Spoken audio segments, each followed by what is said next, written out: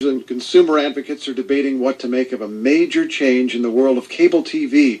As we've been reporting this week, COMCAST and Time Werner Cable say they want to merge. The proposed $45 billion deal would bring together more than just the nation's two largest cable companies. It would also unite two of the country's largest providers of Internet access. Consumer advocates warn that could lead to slower broadband speeds and less competition in the fast-growing world of online video. NPR's Joel Rose reports. If you're a Time Werner Cable customer, this deal may not mean much to you in the short run. Like, instead of writing a check to Time Werner, you'll start writing a check to Comcast. That's because the two cable companies don't overlap geographically. We don't compete with Time Werner Cable, period. That's Comcast Executive Vice President David Cohen on a conference call with reporters yesterday. Cohen says the deal will not be bad for competition. No consumer has a choice between our two companies. So putting them together is not limiting choice in any particular way. The merger would help Comcast reach into some of the nation's biggest markets now served by Time Werner, including New York, Los Angeles, and Dallas. If it goes through, Cohen says Comcast would still have less than 30% of the total cable TV market.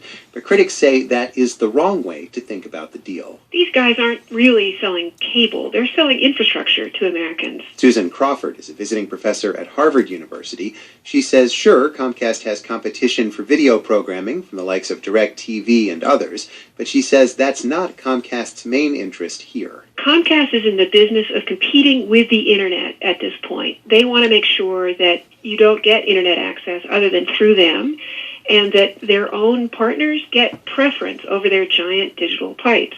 They have no particular interest in making sure that Americans get very, very fast, very high-capacity Internet connections because they'd like their own video to do better. Crawford and other consumer advocates worry that this deal will give Comcast more leverage to hurt online competitors like Netflix and to favor its own programming from NBC Universal, which it bought 2 years ago.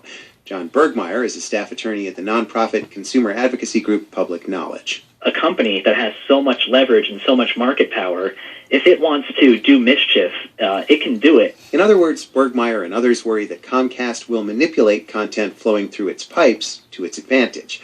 Comcast faced many of these same questions before it bought NBC Universal, but company officials were able to persuade regulators to approve that deal, in part by promising to abide by open Internet rules. Those require Internet service providers to treat all of the traffic in their pipes equally, and David Cohen says Comcast has promised to abide by those rules, at least for the next 4 years. We fully expect that there will be those who fear the sky is falling. But honestly, it's just not an accurate view. Still, the future of open Internet rules is very much in doubt, since a U.S. appeals court struck them down last month. Regulators at the Federal Communications Commission, which crafted those rules, had no comment on the proposed merger of Comcast and Time Werner, though they would have to approve it. Earlier this week, recently appointed FCC Chair Tom Wheeler spoke at the University of Colorado and stressed the importance of competition. And how our competition policy will take a seesaw approach, where when it's working, the government doesn't have to do much. But the seesaw can go both ways. Industry analysts expect the FCC and antitrust regulators at the Department of Justice to take a hard look at how the proposed Comcast-Time Werner merger would affect competition. Dave Kaut is an analyst at Stifel. They're going to really want to look at that and make sure that somehow Comcast and Time Werner Cable aren't leveraging their broadband pipes and their control of them to hurt online video competition. That will get a lot of scrutiny. But at the end of the day, Kaut thinks there's a good chance the deal will go through. And by next year, customers in 19 of the top 20 markets may be writing checks to one company for their cable and broadband. Joel Rose, NPR News, New York. In Iran, dissatisfaction with the economy is one of the main forces driving many Iranians to hope for better relations with the West. And Iran's President Hassan Rouhani, elected last year, promises that better times are on the way.